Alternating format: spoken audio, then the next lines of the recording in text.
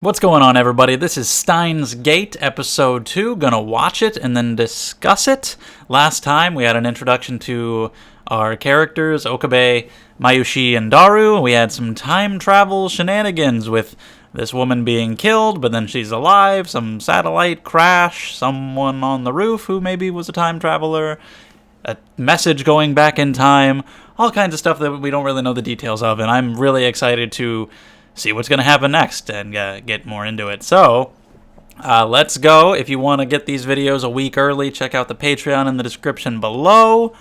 Let's jump right into it. We're at the very beginning. Got the subtitles and timer so you can follow along. We're going to press play in 3, 2, 1, play. Alright, I am excited because I thought the first episode was great.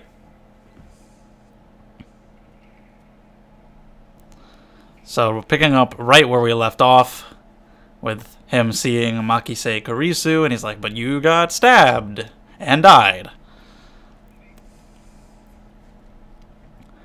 And yet, here you are.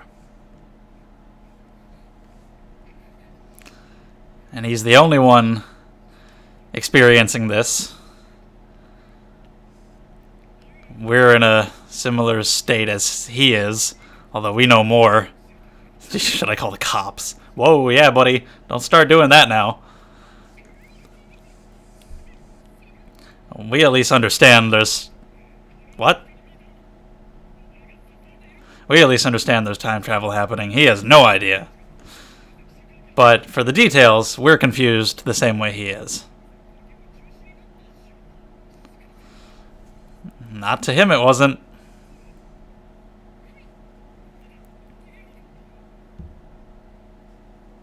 Some solid pig Latin, by the way.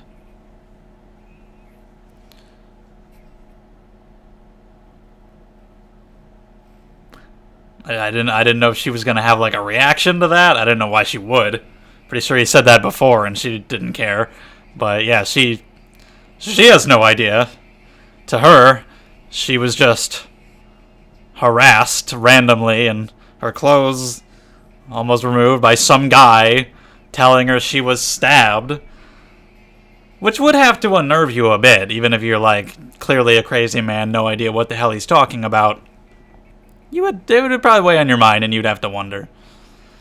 So in their initial meeting, she said, like, you talked to me 15 minutes ago. What was it you wanted to talk to me about? And he had no idea what that was about. Does this somehow tie into that? It doesn't seem to, because he didn't say, like, I have something I want to talk to you about. But, you know, I'm already just waiting for all the dots to connect. We'll see how long it takes him to start figuring things out. I like the opening.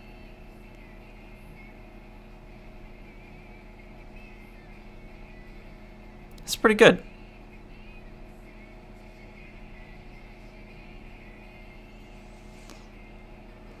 And with Daru being there, I don't know if he thinks like this is usual behavior for him, or if he's gonna think this is especially weird. But here we go. Time travel paranoia. So is he already gonna start thinking about it in this episode? So here's the conference.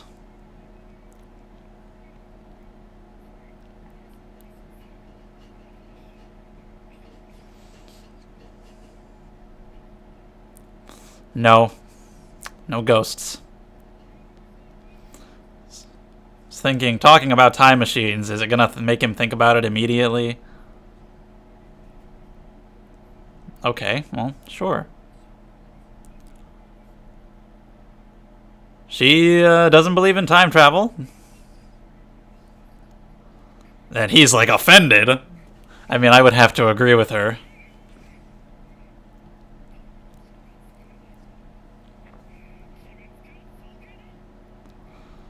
I mean, you haven't let her talk yet. You just got fucking mad at the thesis statement. She hasn't actually given the lecture yet, dude. I agree with her.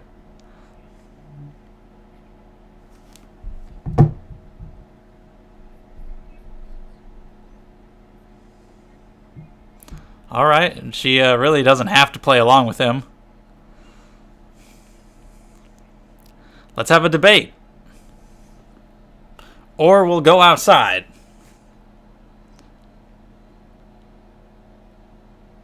What?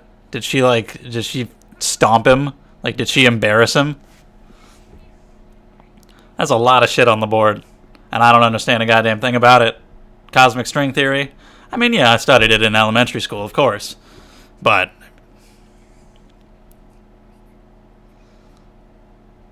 so yeah, she beat the shit out of him mentally. She's pretty smooth, pretty cool. Kinda. Did he just have nothing to say? That was anybody. It's she wasn't smarter than me. She didn't one up me. It was an attack by the organization.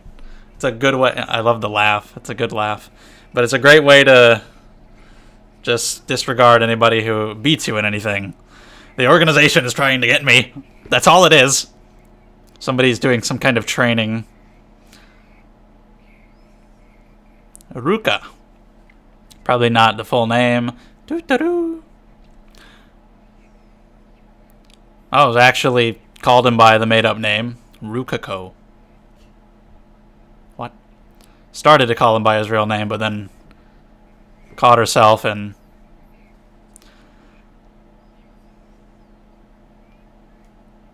What are those? And she abided by his wishes and did call him the other name. Whatever it is, you've got food. Since they don't have any money to buy it.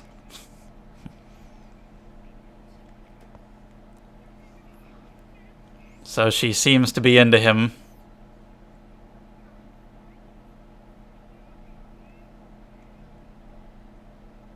Yeah, she probably known him for a long time, so calls him by his real name, but then catches herself.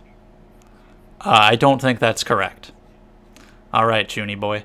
But yeah, wants to please him. Oh yeah, the supernatural sword was $9. She wants to please him because she likes him, so she catches herself and calls him Kiyoma. Go ahead with the exorcism. What? What's happening? Alright. Obviously, just playing here, playing along. Doing this for her. Does this happens often? Uru Shibata, Ruka.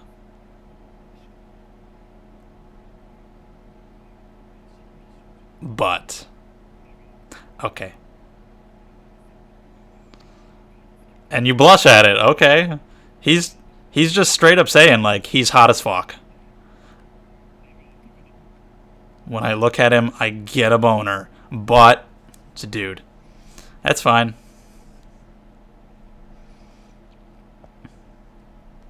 I guess I could see it. I guess I can see that as a guy. Maybe, sure. But, sure.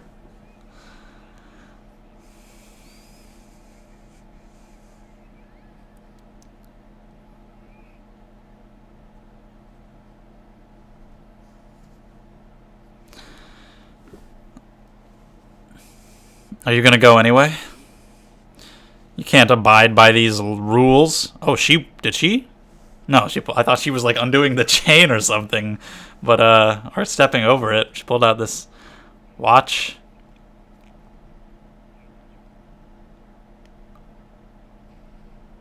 Where does she work?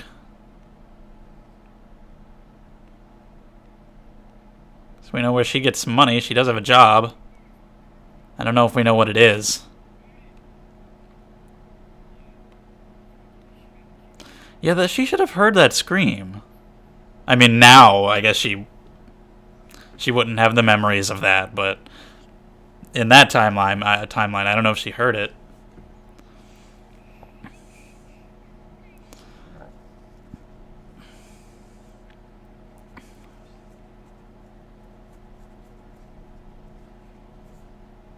Nope, it's just you.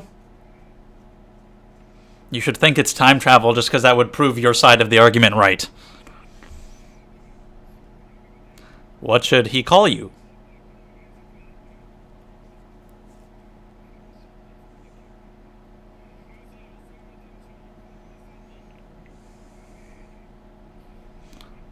Oh, hello.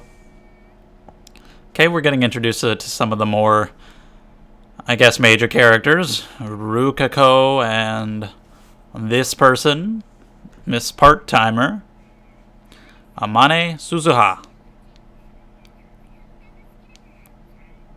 Got it. What more do you need?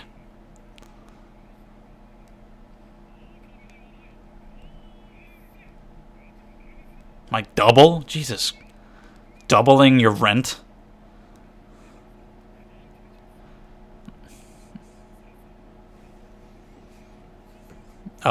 Yes. She's never seen corn. Intelligence corn, nonetheless.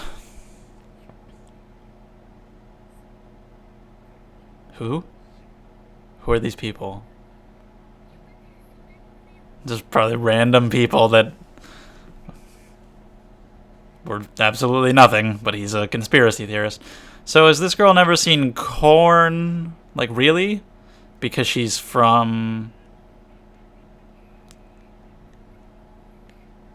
the city, like never exposed to a farm, vegetables, sheltered. Is she I'm gonna assume everyone's a time traveler, and I'm gonna assume time travel is happening at all times. And she was just like, oh, corn, wow, like real close up on her, smelling it. He's holding the corn like a banana.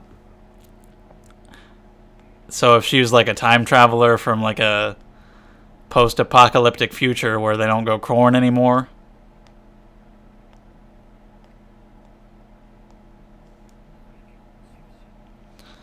That's what everybody is saying. You're not going to find anything about her being stabbed.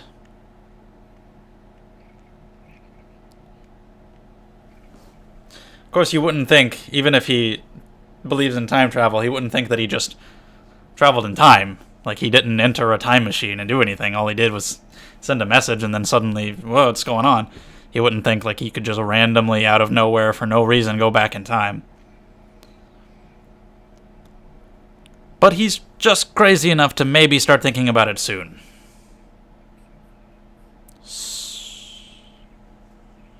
Okay. CERN on the time travel market. Is this the John Titor thing?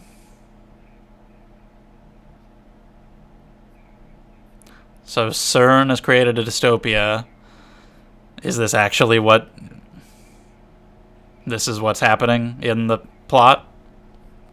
The grandfather paradox? Okay. You can meet your past self? You'll change world lines? Does that mean like a different timeline?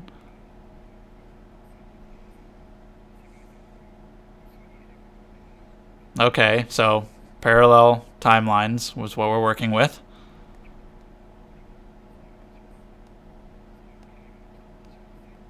Okay. One where you died and one where you don't. So in that world, Makise Kurisu is dead. But we're in another timeline now.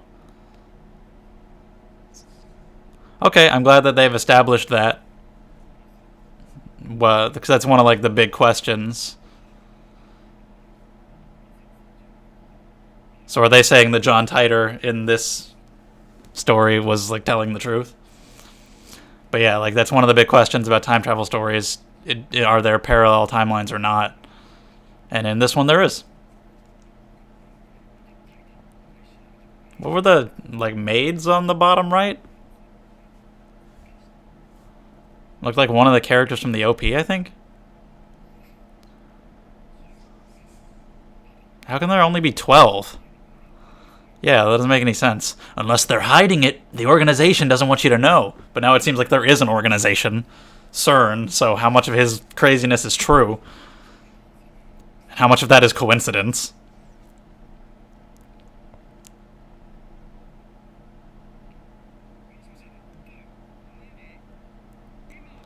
Okay, we've heard about Ferris, but haven't met them yet. Has this... Does he... Yeah, he doesn't even know. Like, what's... Are people's memories being manipulated? Are, like, people coming in and, like, removing information? Or is it just because, like, we've entered a parallel timeline that's not his original one, and this one is different? But it still has John Titor information, just not a lot of it.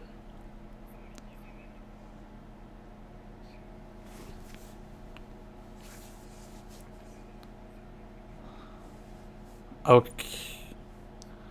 So in this timeline, this person, John Titor, didn't come back in time. Or claim to. He's just a guy, like, posting on the internet. So yeah, he's in a different reality than his current one. I mean, from his original one. There's another character from the OP taking pictures of him. She's in the organization! I hope I don't overthink everything in this show. I probably will. There are time travelers, and it's a different timeline, and there's a conspiracy, and I'm gonna get as crazy as him, if I'm not already. Is she a time traveler? She's from the future, from the dystopia, and she wants to take pictures of the nice society. I'm on to you.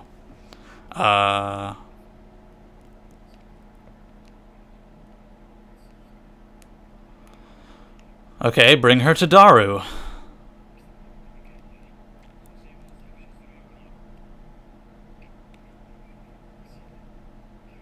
Okay, she wants to find this thing.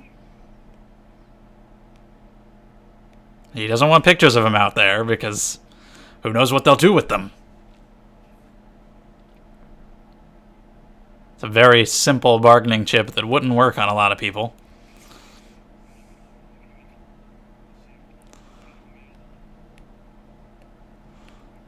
Although also, trying to help this girl wouldn't be that big of a deal to most people. Hoboing coma. That's it. You got it. She's very skittish. No touch. Wow. Big time.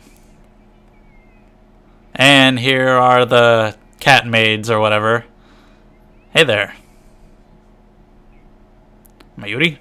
She works here. I didn't even realize that was her because of the wig. Ocarina of Time. Is that where it comes from? Did they do that on purpose?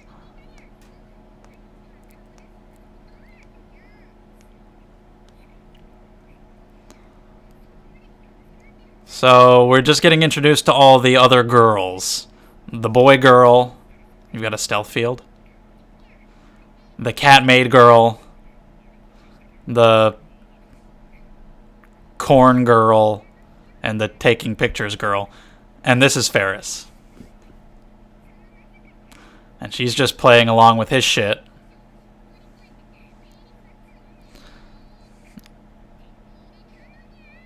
Alrighty. He's like, you corrupted her. My beautiful cat maid. Look what you've done.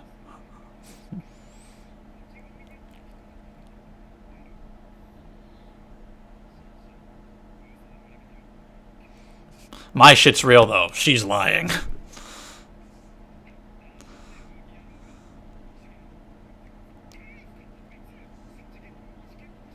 Of course. I mean, she's about as anime as you can get, so yeah.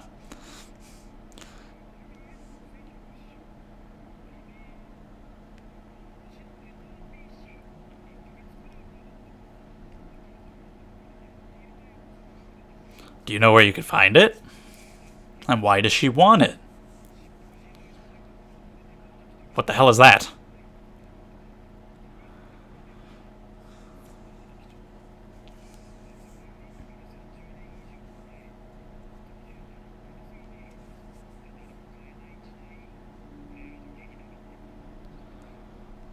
Well, it's gotta be somewhere. What message? Kiryu Moeka. So Suzuha Moeka. All right. Yeah, like in text, she's perfectly capable of talking, but not in person. Ferris and Rukako, I think. El Sai Kangru.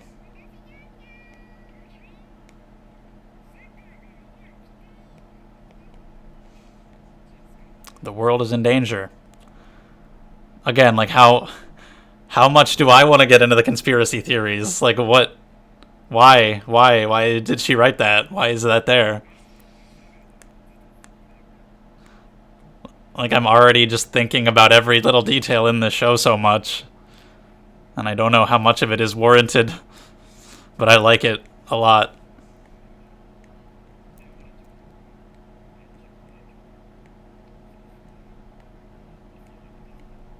What else do you need?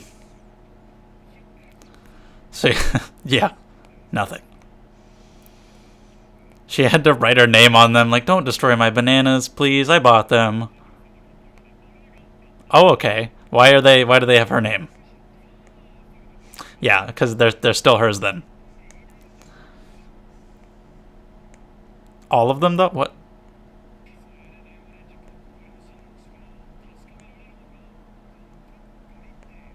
Yeah, you don't need to say that every time. Okay, they are just going to use one. That's more reasonable.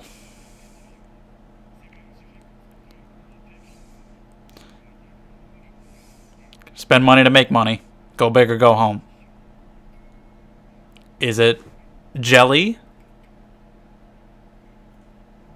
Is it gone? Okay, so we got phones and microwaves and normal stuff just sending things back in time. 666. Oh shit. You're not calling anybody.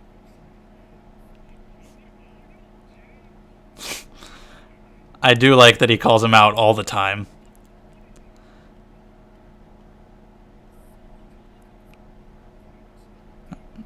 Seems, I'd say, time machine. Is it like made out of the PC parts or something? Because it kind of looks like it. And now it's over there. It's still attached, so it clearly went back in time to its previous location, but with the effects of the microwave. You can't call that just crazy conspiracy shit, Daru. Like, you're looking at it. Glad he wasn't the only one there to see it. I'm glad we have a witness. What?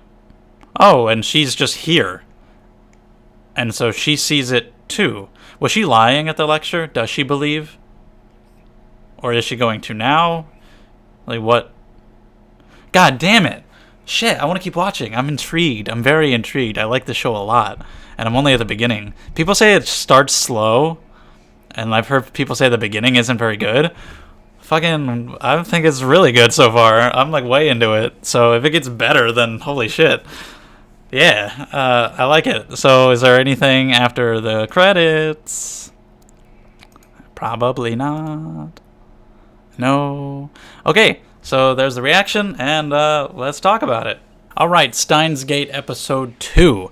I had heard in the past that people have said the show starts out slow, that maybe the beginning isn't very good, or at least not as good as it becomes. But let me just say, I'm loving this show. I thought Episode 1 was great. I thought Episode 2 was great.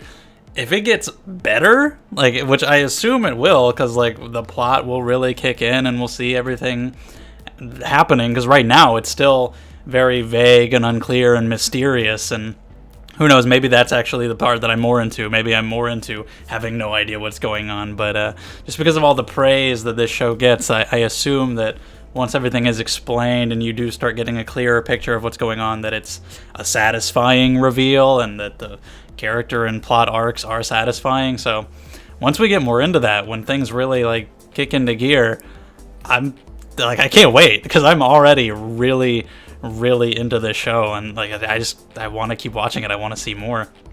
So we've got it picking up right where the last one left off, with Okabe seeing that Makise Kurisu is still alive, even though he saw her get killed, and of course he's freaked out. She doesn't know what he's talking about, so that's just an awkward interaction. Daru's like, dude, what the hell, you're just a crazy person.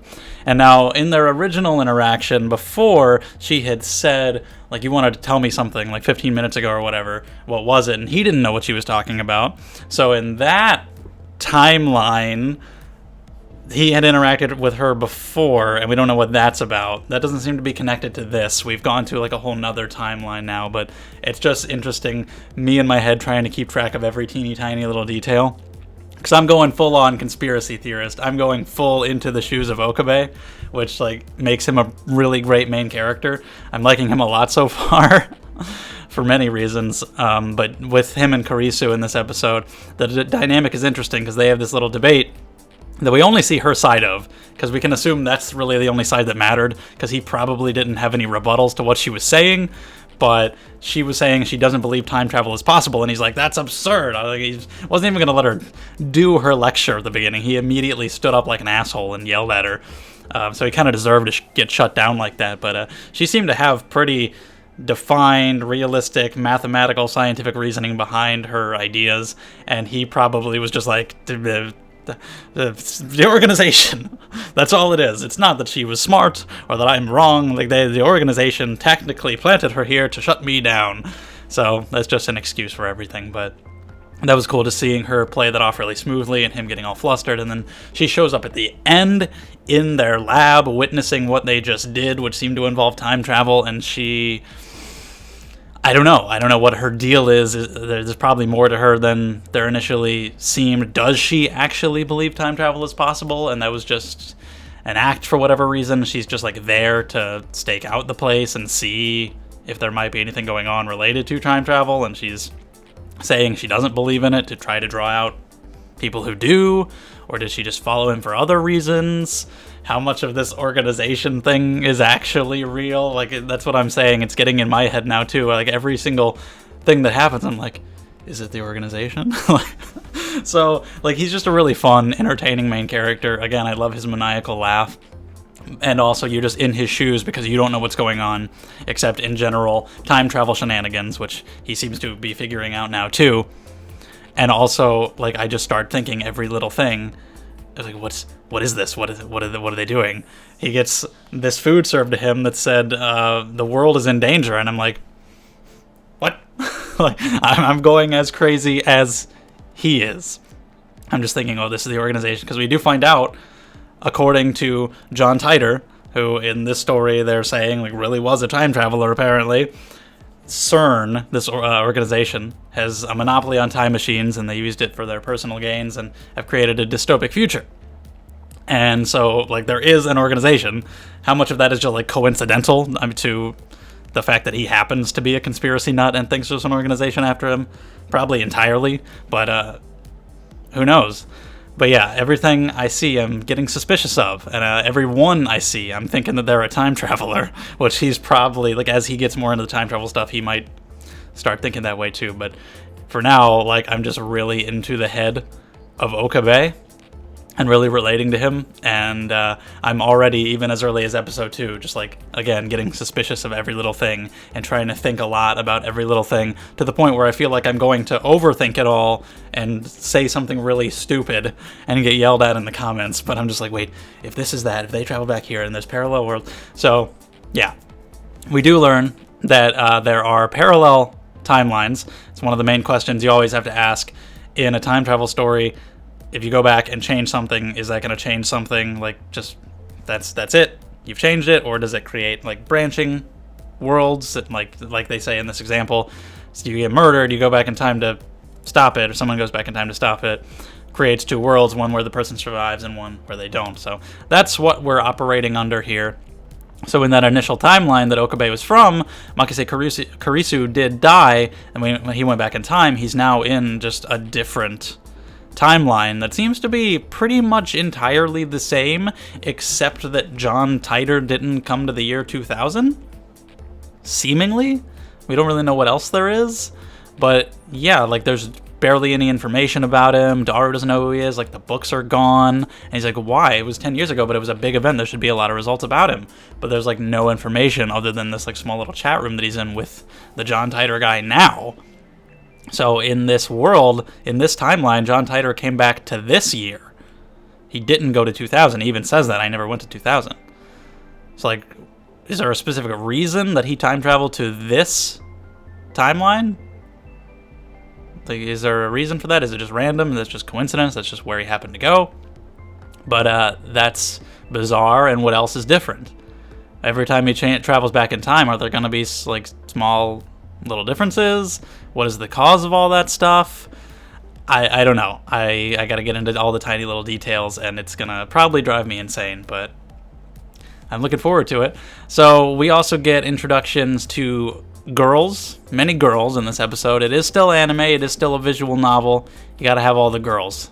Other than Mayushi, we get 4 new girls here who are there to just do whatever. Only one of them seems to have like an attraction to Okabe. I don't know about Ferris, but Rukiko seems to be the main one here who does. He's actually a boy, but Okabe still thinks he's hot. He's like, yeah, she's just like hotter than a woman. She's fucking amazing, but a dude. Gosh darn. So he's a son of a shrine family and seems to be very close to Okabe, seems to have a thing for him, where I don't know if they've known each other for a long time, but he always starts to call him by his real name, but then catches himself and changes it to Hoin Kyoma because he likes him, wants to respect what he wants to be called by and please him and everything. And they kind of play along with the shrine stuff and the exorcism stuff. He's like, oh, you have to exorcise my hand, it's possessed, and they just have like a fun little relationship and whatnot. You have Suzuha, who is going to be working part-time at Mr. Brown CRT place. I don't know if it's Brown, because they say Brown, because I'm watching it in Japanese, so I don't know how they say it in English, but the way they say it in Japanese, they say Brown, but it's spelled like it would be Braun. But either way, she is working there now, and she has never seen corn before, so I'm going to go ahead and assume time traveler, because I'm going to assume that about anybody. But she's the most suspicious for that. Could just be like some weird character thing. She's never seen corn before. But considering how odd that is, and like the fact that we get that close-up shot before we leave that scene of her like taking the corn and holding it up and sniffing it and looking so happy, I would imagine she is from a dystopic future where there's no corn. And she's like, yes, corn. Because like she has what is right now a pretty minor role. She's just working part-time at that shop. And of course, Okabe lives there, so you'd think she might get involved because of that, just being in proximity. But for now, like, she just happens to be a part-timer there. Like, what does that matter? Why is she relevant? Why did she happen to get part-time there? I feel like that's probably all going to tie into her being a time traveler, and she came there on purpose. Then you got Moeka, could be a time traveler too, could work for CERN, could work for some other organization. Could be with Makise Kurisu, who could work for something. I don't know. I'm going insane over here, and I love it. But she's not very good at talking to people in real life, doesn't like physical contact, very socially awkward and anxious, taking a lot of pictures of things, which is the main thing that made me think she was from a dystopic future. And she's like, oh, everything's so nice here, I want to take pictures of it. But I think it might just have to do with her awkwardness and her anxiety. But she, over text, maybe over the phone too, I'm not sure, but at least over text, she can talk just fine. In fact, she's very energetic. It's just in person she's not very good. But she's looking for this specific PC. I don't know if like the parts of this PC were somehow used in their microwave, which we learn is a time-traveling microwave. I don't know how he sends a text message back in time. I don't know why a microwave is a time-travel machine. I don't know these things, but it's what it seems to be. But I don't know if somehow the PC is part of that. I don't know. But I'm guessing this PC is like important to time travel for some reason, and she's looking for it, and they want to get Daru to help with that. And then we also have Ferris, the cat maid. Mayuri works there too. I didn't even recognize her at first in the wig, but she's the cat maid girl, so yay. And she's like the most anime of all. Rukiko is the boy who looks like a girl, so he's pretty up there too, but Ferris is like the anime girl, so it really fits when Daru's like, she's 3D, but she's got a 2D soul. Yeah, she's just anime. And I like a lot of Daru and Okabe's interactions still. Like, she's very chuny as well. I don't know if she's just playing along with Okabe or if she's really like that, but she seems like even more into it than him almost. And Daru's like, I will never forgive you. Like, you've ruined her. Or like later when he says, if we're going to change the ruling structure of the world, we can't be cheap with our experiments. And he's like, You're the only one who wants to do that. I just don't know what you're talking about. It's pretty good. But yeah, you've got the girls introduced now, so who knows what they're doing. And Ferris, she served him the food that said the world is in danger, so what's her deal? What's she trying to do here? I'm on to you. Okay. But yeah, the end of the episode that Makise Kurisu walks in on is when they send bananas back in time. Apparently, they put a banana in the microwave, just one. They break it off of the bunch and put it in there, and then it's gone. It is back on the banana bunch, attached, but green and goopy. So the microwave did its thing to it and sent it back in time to be reattached to its bananas. Does that mean the... Then I also have to question the parallel worlds thing. Does that only apply to people? If a banana travels back in time, does that create two timelines? Anyway, the banana traveled back in time. They saw it. I'm glad that it wasn't just Okabe and he's going to be like running around being like, you have to believe me, and nobody's going to go give him a chance. Daru saw it. He might not be completely open right now to the idea of time travel, but like it's got to be in his head. He really can't deny what he just saw. I'm sure he'll come around to it quickly. And then Makise Kurisu is there, so like what the hell? She saw it and she seems to know kind of what's up, and I'm really intrigued and I'm like super into all the details and everything. So yeah, like we got all the girls introduced, and for now, none of them are like particularly super interesting on their own, but just because of all the theories that I've got, I'm thinking about how they could contribute. Specifically, Suzuha and Moeka. Rukiko and Ferris seem like they're just kind of there, but there might be a little more to Ferris. I don't really know much about Rukiko yet, but the other two are the more interesting ones. Even though Suzuha didn't do anything, it's just the corn thing really makes it seem like she's a time traveler. Moeka's got the most interesting role currently, looking for this PC. So I love Okabe. He's a really good main character for this. We're in his shoes really well, especially me with the way I'm already thinking like about all these little details and getting so into it. And probably I'm going to be like totally off the mark, as it's going to be something really simple right in front of me and I'm thinking about something way over here. But it's fun. It's fun to think about. It's, yeah, it's very intriguing and I can't wait to watch more. So let me know your thoughts on the episode and the video and everything. If you enjoyed, subscribe. If you'd like to see more, share the video around with other people you think might enjoy it too. Leave a thumbs up, all that great stuff. If you want to get these videos a week early, check out the Patreon with some other rewards there too. It all means a whole lot, so thank you guys very much, and I'll see you in the next one.